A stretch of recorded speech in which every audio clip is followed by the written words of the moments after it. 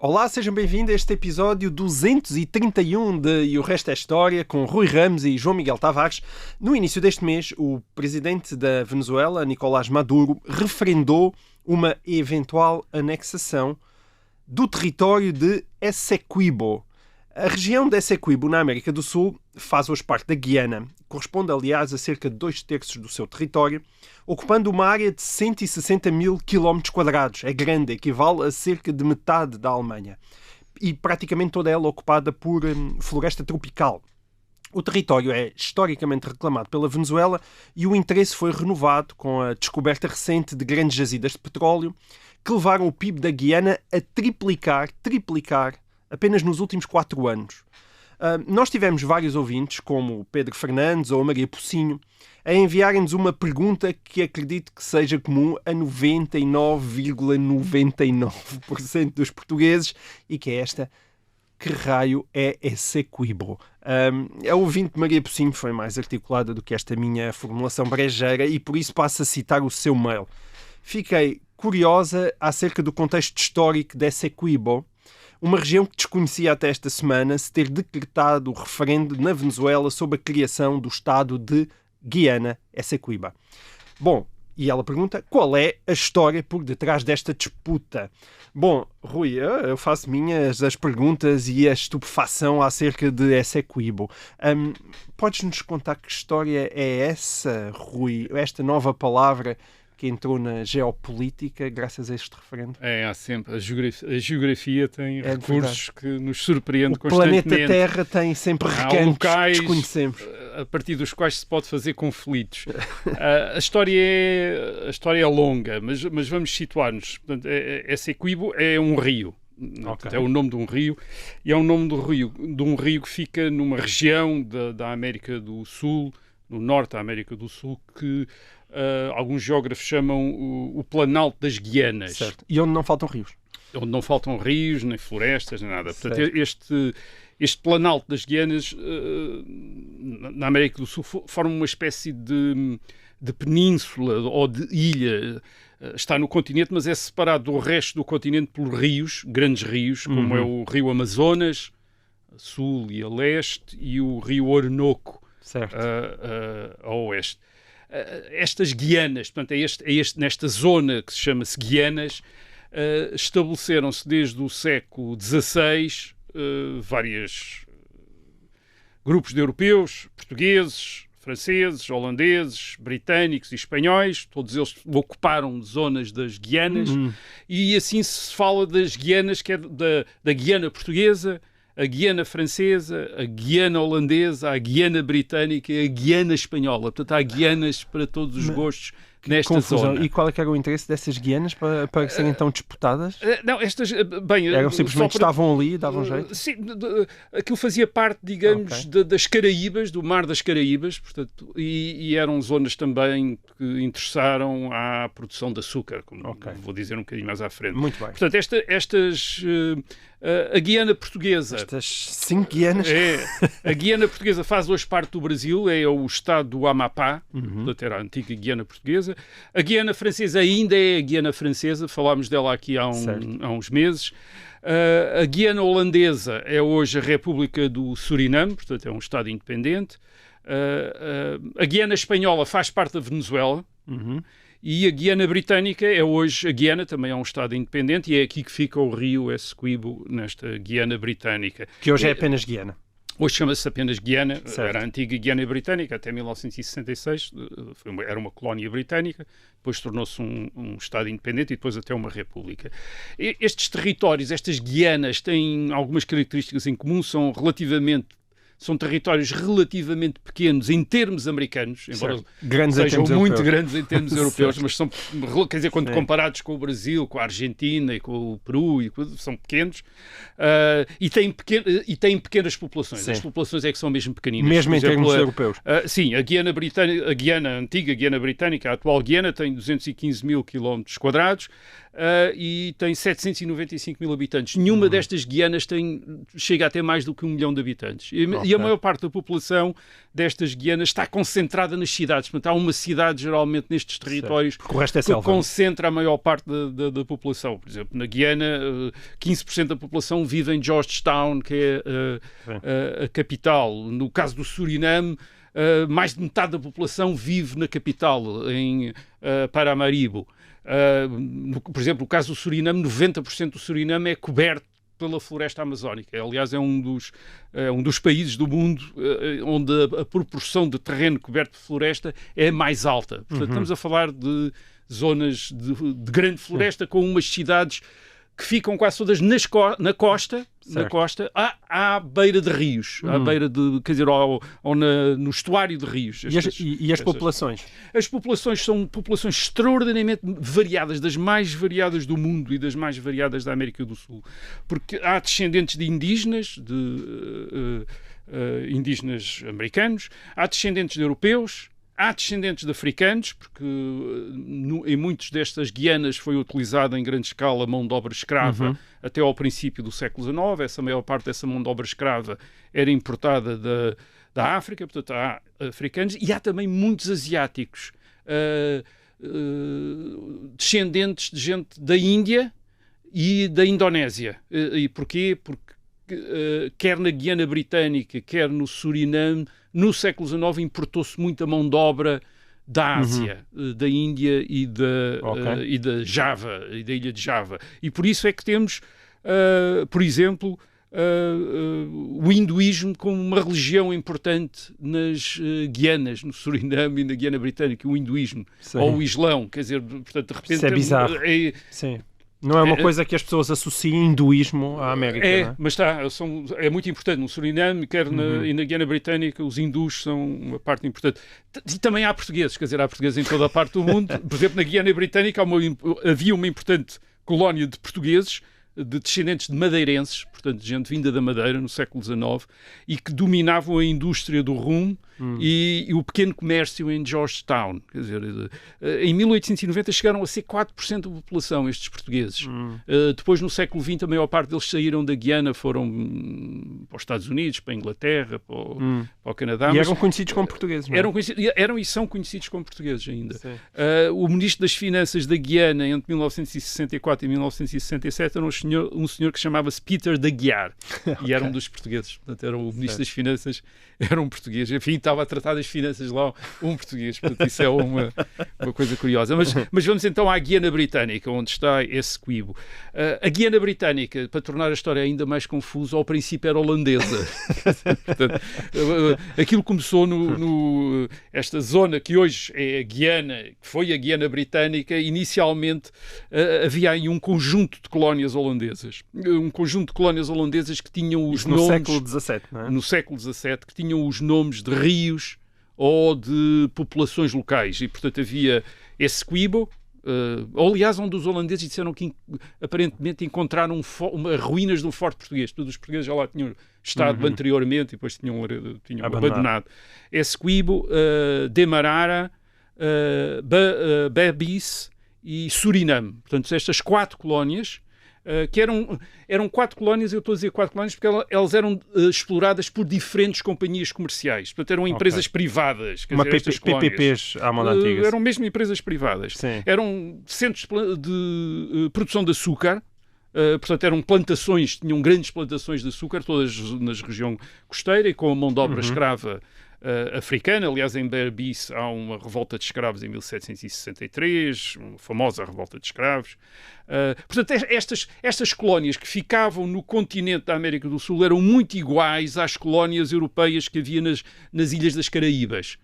Por exemplo, em Saint-Domingue, futuro Haiti, ou na Jamaica, ou Cuba, isto é, centros de produção de açúcar baseados em mão de obra escrava, isto é, usando mão de obra escrava africana. Portanto, desde o princípio, agora, para tornar a história ainda um bocadinho mais complicada, desde o princípio que estas colónias holandesas tinham uma nacionalidade ambígua. Porquê? Embora fossem colónias holandesas, começaram sobretudo a interessar os empresários britânicos das Caraíbas, portanto, gente que se dedicava à produção de açúcar nas ilhas das Caraíbas, e começaram a olhar também para estas colónias holandesas como um lugar interessante para estabelecer plantações. E, portanto, de repente temos colónias holandesas onde a maioria da população, no século XVIII, já é britânica.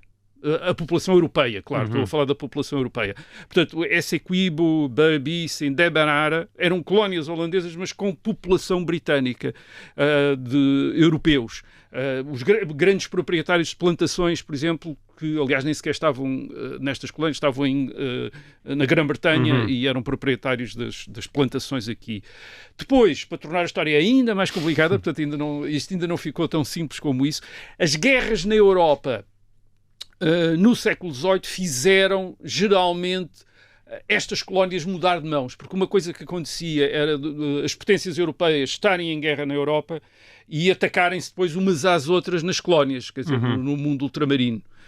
Conquistando as colónias umas das outras, até para obter meios de negociar depois. Portanto, uma primeira coisa que se fazia era conquistar as coisas.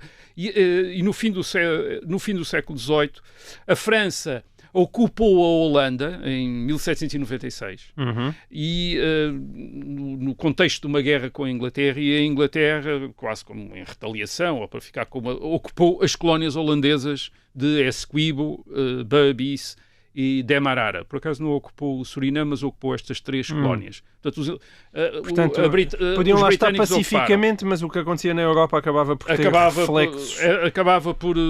Podia não haver conflitos locais, mas apanhavam por tabela. Em 1802 há paz na Europa, a Inglaterra devolve as colónias à Holanda, mas em 1804 volta a haver guerra na Europa, a Inglaterra ocupa outra vez as colónias da Holanda nas Guianas. Nessa altura já dominava os mares e, portanto, tinha essa capacidade. Dominava os mares. Estamos a falar no século XIX. No século XIX ainda no princípio do século XIX, portanto, mesmo em 1804. Aliás, isso também aconteceu com a Guiana Francesa. A Guiana Francesa é ocupada por Portugal em 1809. Isto é, os franceses tinham ocupado o Portugal europeu, a corte e o rei, e a rainha e o governo tinham-se estabelecido no Brasil e, como retaliação, ocuparam a colónia francesa que estava mais à mão, que era a Guiana Francesa. Ocuparam-na com o apoio, aliás, dos britânicos, porque forneceram alguns meios navais. Em 1815, quando acabaram as guerras na Europa, o Portugal ainda tentou ficar com a Guiana Francesa a título do género de compensação pelos estragos que os franceses tinham causado em Portugal, mas depois a diplomacia não funcionou dessa maneira e a Guiana Francesa teve de ser devolvida à França em 1817, senão hoje o estado do Amapá seria um bocadinho maior do que é agora.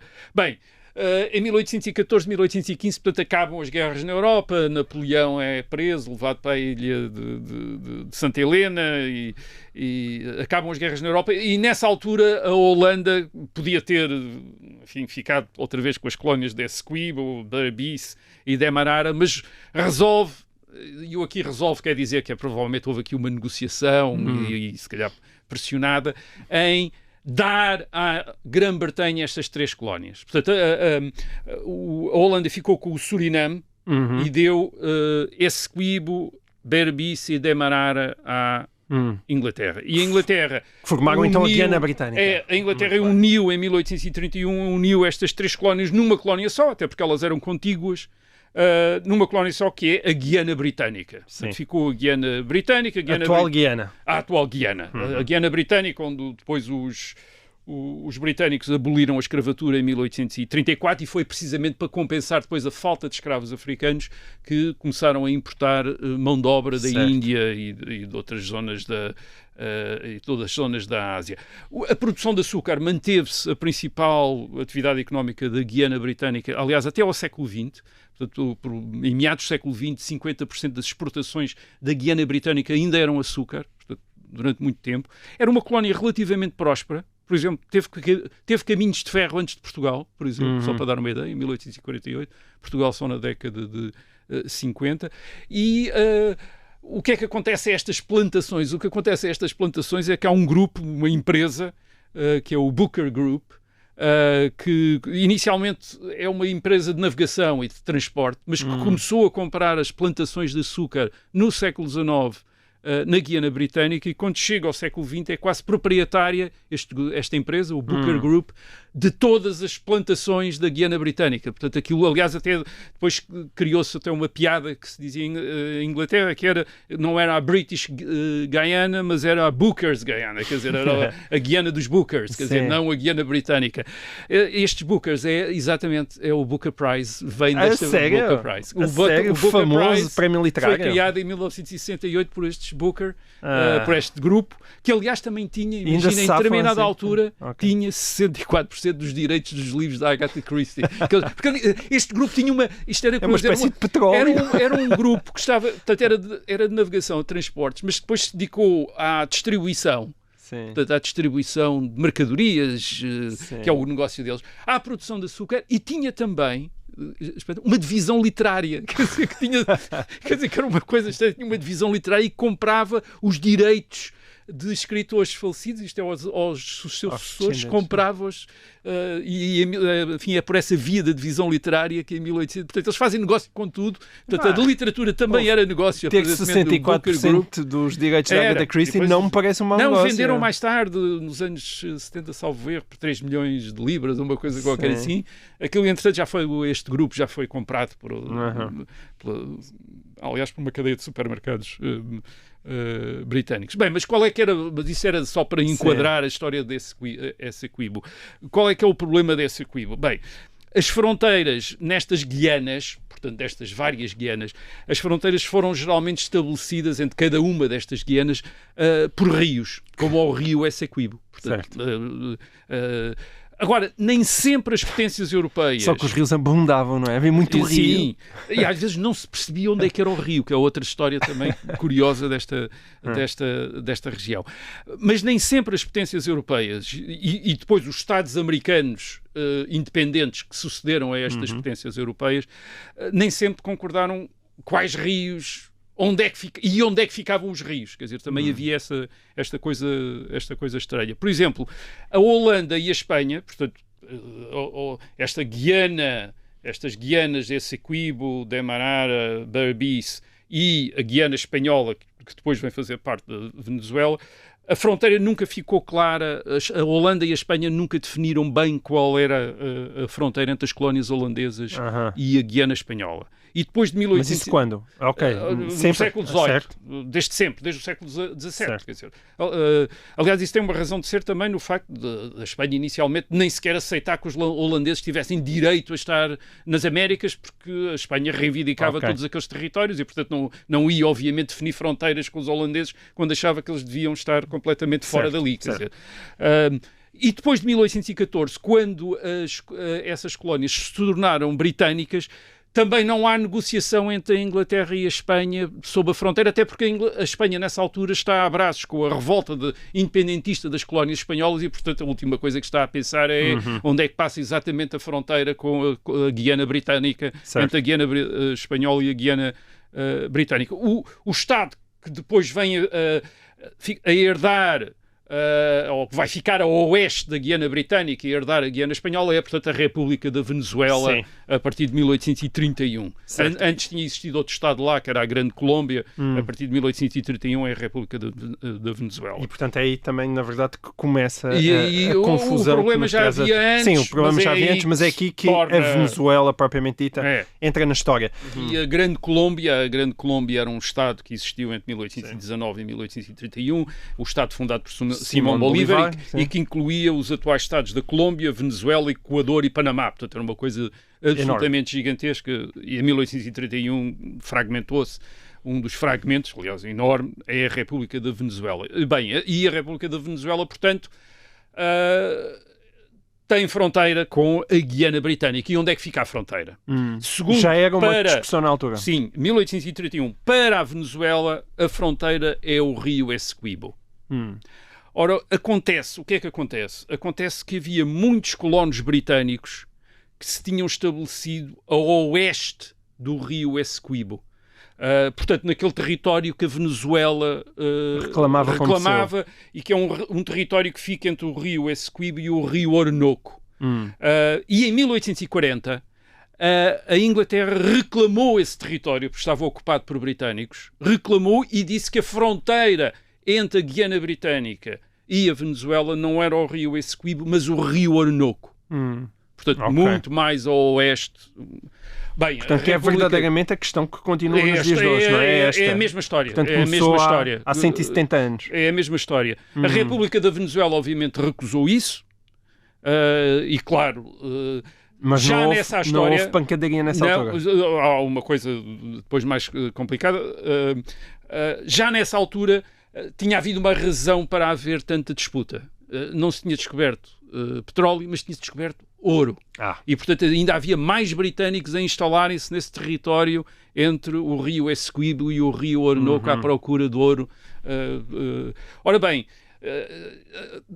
isto arrastou-se a questão, portanto houve sempre uma questão, a questão arrastou-se, e em 1887, século XIX, a Venezuela decidiu internacionalizar a questão, portanto deixar de ser apenas uma questão entre a Venezuela e a Grã-Bretanha e apelar a outros países. E o país, mas obviamente... ainda não havia a Sociedade das Nações. Não, mas o país a quem a Venezuela apelou foi os Estados Unidos, ao abrigo da doutrina Monroe, isto é, da doutrina que um dos presidentes americanos tinha estabelecido, que era impedir as intervenções de potências europeias nos assuntos da América. Obviamente a Grã-Bretanha estava lá, quer dizer, não era uma potência europeia, mas tinha uma colónia ali que era a Guiana Britânica. Os Estados Unidos fazem pressão sobre a Inglaterra e a Inglaterra em 1897 aceita submeter-se a um tribunal de arbitragem internacional, portanto, para decidir onde é que ficava a fronteira, então, se era no rio Orinoco, como os ingleses queriam, ou no rio Essequibo, como diziam os venezuelanos. E, portanto, o tribunal é composto de 2 jurados britânicos, 2 americanos, a representarem a Venezuela, portanto, eles mandaram, não venezuelanos, mas norte-americanos a representar, e um russo. Portanto, o russo, na prática, aqui é que funcionava como árbitro, quer dizer, porque era aquele que iria decidir entre 2 juízes britânicos. Os 2 juízes americanos, era o russo que ia... Que está mesmo a jeito de ser corrompido por uma das partes. Enfim, vamos lá longe. Ainda lá vamos. Mas em 1899, portanto, este tribunal arbitral, atribuiu quase todo o território à Inglaterra, menos o estuário do Orinoco. Portanto, a fronteira não ficou no Orinoco porque o estuário foi atribuído à Venezuela, mas basicamente a decisão foi favorável, portanto, à Grã-Bretanha. E em 1905 a Venezuela aceitou a decisão, portanto, conformou-se. Então qual é o problema? Nicolás Maduro está inconformado. Não, antes de identificarmos o problema aqui, vamos ver o problema em geral. O problema em geral é que a colonização da América pelos europeus não se fez como a da África. Em África, no século XIX, as potências europeias interessadas, as que estavam interessadas na colonização da África, fizeram primeiro uma conferência em Berlim, em 1884-85, a convite do chanceler Bismarck, definiram mais ou menos os princípios da colonização e dos territórios. Sim. E depois negociaram entre si as fronteiras. Isto é, mesmo antes de haver até ocupação dos territórios, as fronteiras foram definidas previamente. Antes de existir propriamente a corrida à África. Sim, foram definidas com régua e com esquadro. E com régua e com esquadro. Dizer, passam por ali, passam por aqui, etc. Mais aquilo. Portanto, quando a ocupação dos territórios em África começou em força no fim do século XIX, princípio do século XX, já estavam as fronteiras entre as potências europeias estavam todas definidas. E depois, mais tarde, quando os novos Estados africanos se tornaram independentes, na segunda metade do século XX, aceitaram essas fronteiras coloniais, mesmo quando, aliás, essas fronteiras separavam, às vezes, populações com as mesmas línguas e com os mesmos costumes. Uma parte ficou numa colónia, outra... Para evitar guerras, mas para evitar guerras, aceitou-se as fronteiras coloniais. Aliás, há Estados que já desapareceram em África, mas digamos que manteve-se, as fronteiras ficaram lá, quer dizer, as fronteiras, ninguém toca nas fronteiras. Ora, na América não foi nada assim. Na América não houve uma conferência. Não há nada disso, quer dizer, a partir do século XVI há uma corrida, quer dizer, para o da ocupação, e quando as populações por exemplo, no caso da América do Sul, chegam às independências no princípio do século XIX, a definição de fronteiras entre as potências europeias estava longe de estar concluída. E o que aconteceu, até por uma razão, quer dizer, estas fronteiras caíam em territórios que não tinham sido ocupados por ninguém, quer dizer, portanto, não havia uma grande... Estamos a falar da Amazónia e de não, selvas... e com distâncias enormes, quer dizer, isto é, entre a colónia de Essequibo e os povoamentos espanhóis mais próximos devia haver, não estive a ver isso, mas devia haver centenas e centenas de quilómetros, quer dizer, e portanto, onde é que passava a fronteira no século XVII, XVIII, ninguém quis saber durante muito tempo. E depois, para se tornar as coisas ainda mais complicadas, portanto, nós estamos a falar do problema entre as potências europeias, o Império Espanhol dividiu-se em vários Estados independentes, no princípio do século XIX. Entre 1810 e 1820, o Império Espanhol, os vice-reinados espanhóis dividiram-se, e também não havia tradição de fronteiras entre estes Estados. Quer dizer, portanto, digamos que a América do Sul, quando chega à independência no princípio do século XIX, não é claro onde é que estão as fronteiras. Sim. As fronteiras têm de ser definidas naquele momento, quer dizer, na maior parte dos casos é naquele momento. Mas então porquê é que falamos apenas desse Essequibo? Devia haver mais disputas territoriais. E houve imensas disputas em que a maneira de as resolver foi a guerra. Uma dessas, há muitas guerras no século XIX, nós não temos ideia na América do Sul. Na América do Sul, para definir as fronteiras dos Estados.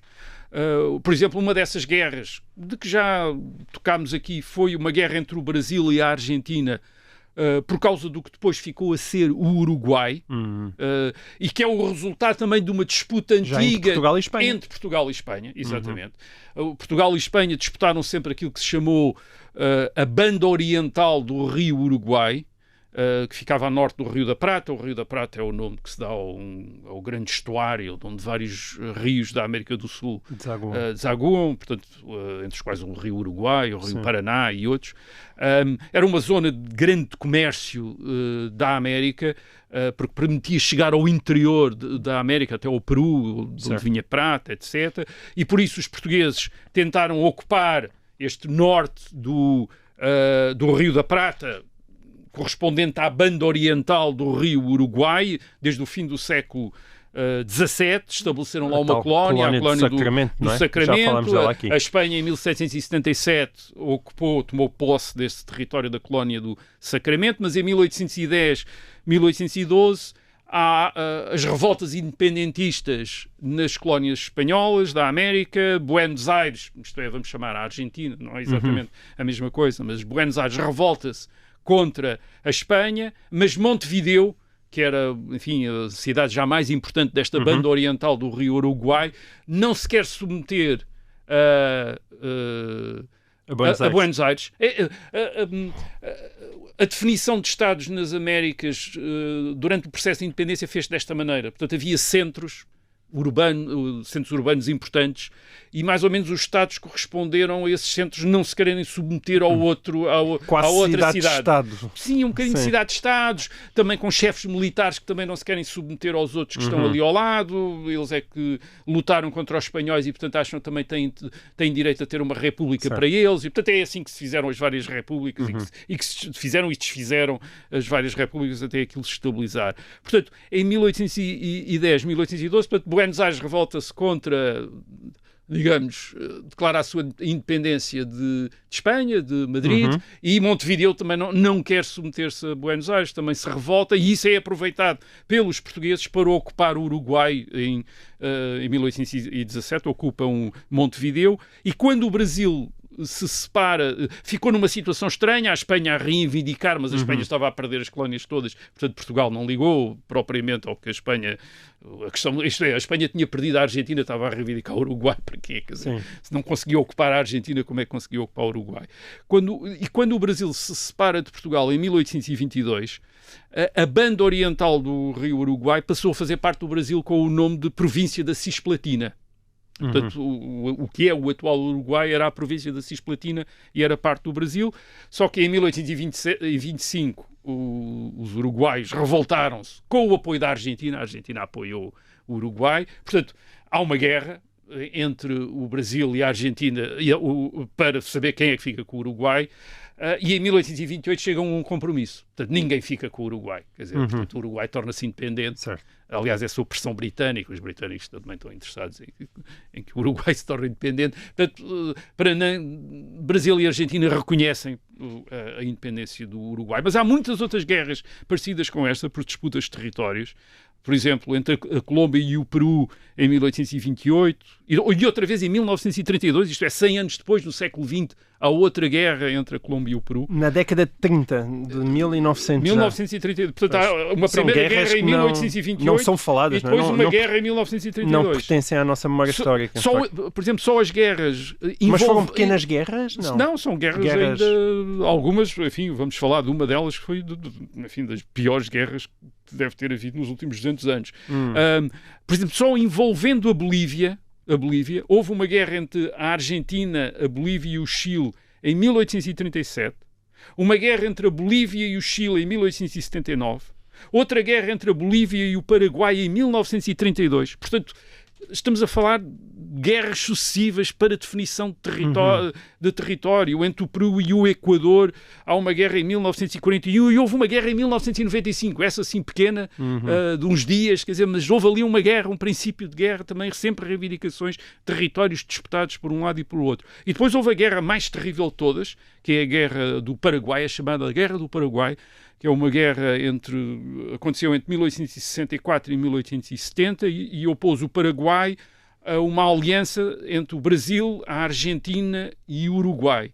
Esta guerra foi uma guerra absolutamente medonha. No fim, o Paraguai perdeu 30% do território para o Brasil e para a Argentina, mas pior do que isso, segundo alguns cálculos, as estimativas depois aqui variam, há historiadores com opiniões diferentes, mas segundo alguns cálculos, cerca entre 50% a 70% da população do Uruguai morreu nesta guerra. Do Uruguai ou do Paraguai? Do Paraguai, desculpa. Do Paraguai morreu nesta guerra, incluindo 90% da população masculina do Paraguai. Isto é, em 1871 há um recenseamento, o Paraguai, que tinha quase 150 mil habitantes, só tem 160 mil, e dos 160 mil habitantes, só 28 mil é que são homens. Bom, isso é uma barbaridade, quase uma extinção. Não, é uma coisa terrível. Quer dizer, obviamente isto não são o resultado só dos combates, é o resultado também de doenças, por exemplo, o cólera, a epidemia de cólera, que aliás mata a maior parte das baixas dos exércitos são do cólera, mas o que temos aqui são exércitos muito grandes. A medicina ainda não há antibióticos. Os exércitos são muito grandes, combate-se durante muito tempo, portanto é uma guerra mesmo muito violenta. Aliás, envolvendo o Brasil também, há um confronto em 1895 entre o Brasil e a França, por causa da fronteira entre o Amapá e a Guiana Francesa.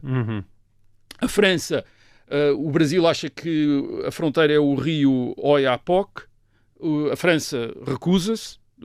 O rio Oiapoque tinha sido estabelecido como fronteira pelo Tratado do Utrecht entre Portugal e a França em 1713. A França, no século XIX, acha que não.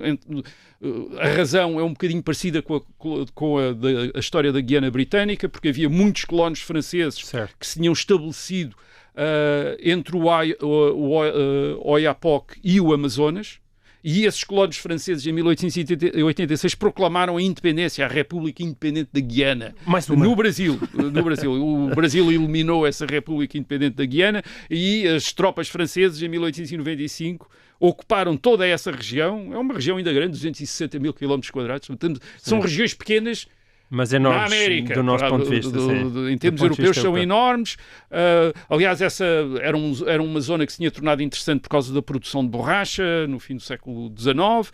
O exército brasileiro repeliu os franceses. Mais uma vez, tal como entre a Guiana Britânica e a Venezuela, a questão aqui entre o Brasil e a França foi resolvida por uma arbitragem internacional, neste caso pelo presidente da Suíça, que foi o árbitro, e que atribuiu tudo ao Brasil.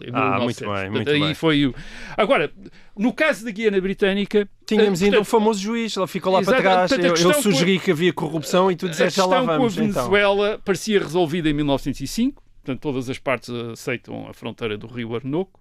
Mas o que é que acontece? Acontece que em 1949, portanto 40 e tal anos depois, o governo venezuelano obteve o depoimento, uma espécie de memorando, do secretário da delegação americana ao Tribunal Internacional de 1897. Portanto, o secretário da delegação americana, que já tinha morrido, tinha deixado um memorando, uma espécie de memórias. Certo. E o que é que ele dizia nessas memórias? Ele dizia que desconfiava que o juiz russo, e o juiz russo era o que tinha verdadeiramente funcionado como o árbitro, tinha sido comprado pelos ingleses. Era a desconfiança que ele tinha, porque tinha visto muito amigo dos ingleses, andar lá com os ingleses, e que eles, americanos, só tinham aceito a proposta de entregar tudo, ou uma grande parte,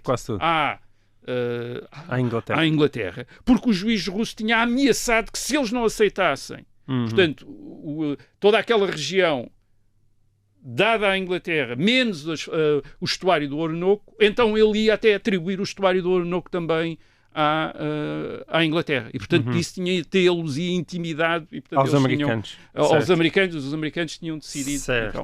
Portanto, o que é que acontece perante isto? Obviamente a Venezuela disse, houve.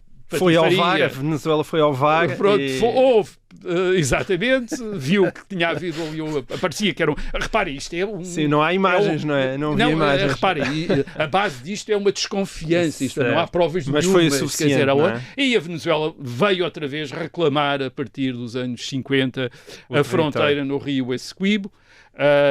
Em 1966... Nessa altura ainda não era independente. Não, até 1966 a Guiana Britânica, portanto, é uma colónia britânica. Em 1966 torna-se independente, mas torna-se independente reclamando tudo aquilo que tem a ver, enfim, reclamando todo o território que era o da colónia britânica. Certo. E, portanto, recusa-se a ceder esses territórios à Venezuela. Aliás, o problema desse Essequibo não é o único que a Guiana tem, mas... Sim, queres falar disso ainda? Ainda queria falar disso. Muito bem, vamos então, falar disso um bocadinho. Sim, ainda que vamos falar disso, mas para quem nos está a ouvir o FM já não podemos falar disso, porque o nosso tempo chegou ao fim. Ainda temos aqui mais uma pontinha desse Essequibo que fica para quem nos segue no podcast, a quem nos está a ouvir em direto. Eu despeço-me até para a semana. Muito bem, então, ainda tens aqui uma pontinha desse Essequibo. O problema desse Essequibo não é o único que a Guiana tem. Há muita coisa. A leste da Guiana fica o Suriname, a antiga Guiana holandesa, e, surpresa, a Holanda também nunca aceitou a fronteira entre a Guiana holandesa e a Guiana britânica. Portanto, todas as fronteiras eram contestadas. O problema aí começou na década de 1840. Mais uma vez é um problema de rios, mas este é um problema ainda mais engraçado. É um problema muito mais engraçado. Em 1814, os holandeses e os ingleses aceitaram que a fronteira entre a Guiana holandesa e a Guiana britânica era o rio Corentyne. Portanto, esse rio Corentyne, quer dizer, era a fronteira. Tudo bem? Quer dizer, sim, é um rio muito claro. Que dúvidas pode oferecer um rio? Ora, acontece que em 1840 um explorador alemão ao serviço dos ingleses resolveu explorar esse rio. Nunca ninguém tinha explorado, ao fim, ninguém tinha explorado o rio, ou pelo menos com estes objetivos científicos. E o que é que ele viu? Ele viu que o rio era um rio, até determinada altura, e depois de repente se tornava dois rios. Ora bolas, nem o rio colabora. Portanto, era o rio Cotari e o Rio Novo. Então, qual é destes rios, que ele deu o nome Rio Cotari e Rio Novo, portanto, bifurcava, quer dizer, o rio bifurcava. Quer dizer, qual é que era o rio Corentyne que devia fazer de fronteira? É porque porque os rios bifurcavam e ao bifurcarem, portanto, obviamente, davam territórios enormes para ambos os lados, conforme os ingleses. Para os ingleses era óbvio, era completamente óbvio que a fronteira, que o Corentyne era o rio Cotari, porque ficava mais a leste, portanto dava-lhes muito mais território, e para os holandeses era absolutamente óbvio que o Corentyne era o Rio Novo, que ficava muito mais a oeste, portanto dava-lhes muito mais fronteira. Portanto, em 1962 a Holanda reivindicou oficialmente o território entre estes dois rios, entre o... Portanto, 1962. Século XX? Século XX. 1962? Em 1960... Eu não tinha percebido, eu pensava que ainda estávamos no século XIX. Não, 1962. Quer dizer, em 1969 já houve quase uma guerra entre a Guiana e o Suriname, portanto já os dois, ou a Guiana já independente, o Suriname ainda colónia holandesa, portanto houve já uma guerra, é em 1975 que a Guiana holandesa se torna independente, como o Suriname, e desde então o Suriname continua a reivindicar este território da Guiana, tal como reivindica um território da Guiana francesa também por razões parecidas. Portanto, nem os rios aqui ajudam bem, porque temos um rio e de repente temos dois rios e ninguém sabe qual é que é o rio, qual é que era o rio original. Portanto, enfim, na altura era a selva amazónica, não começou agora. E provavelmente não vai acabar agora. Muito bem.